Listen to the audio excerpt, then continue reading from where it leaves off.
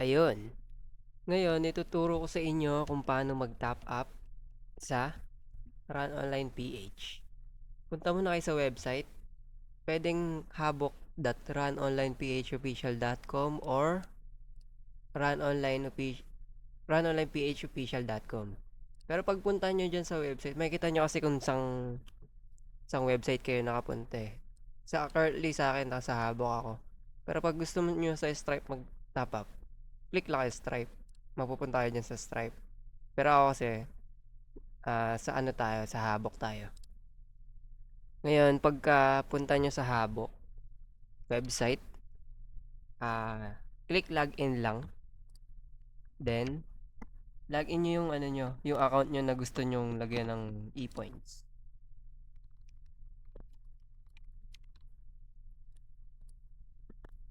Pagka login nyo, makikita nyo dyan, may help desk top up. Tapos, create ticket lang. Pagka-click nyo ng help desk. Then, click nyo tong important message. Makikita nyo dyan is yung account number. Pwede nyong i-manual type or scan nyo lang. Sa case ko, in-scan ko lang siya. Then, yung may PayPal din. Then, after nun, kinuha ko yung resibo. Ito. Yung naging resibo ko. Tapos yung reference number, ito yung ilalagay ko dito sa reference number. Tapos, pwedeng message or referral code lang yung ilalagay nyo. Referral code. Yan. Tapos sa amount, yan, 300 lang. Yan, itatype ko lang to.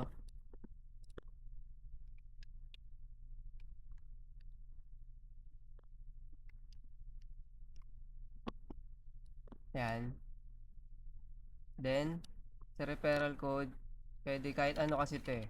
Pero pagka meron naman kayong referral code, type nyo lang. Halimbawa yung sa akin, sa Juice. ROPH. Yan. Then, choose file. Yung file mismo ng resibo. Hindi kasi receipt. Then, submit. Then, after nyo masubmit yan, may nakalagay dyan, ticket has been successfully created. As pending yan. Pwede nyo rin i-check dito yung status nya. Kung may nag-reply ba, yan yung proof of transaction, message. Then, try lang natin ito i-refresh.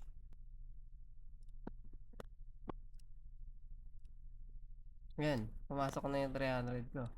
Yun lang, ganun lang kadali.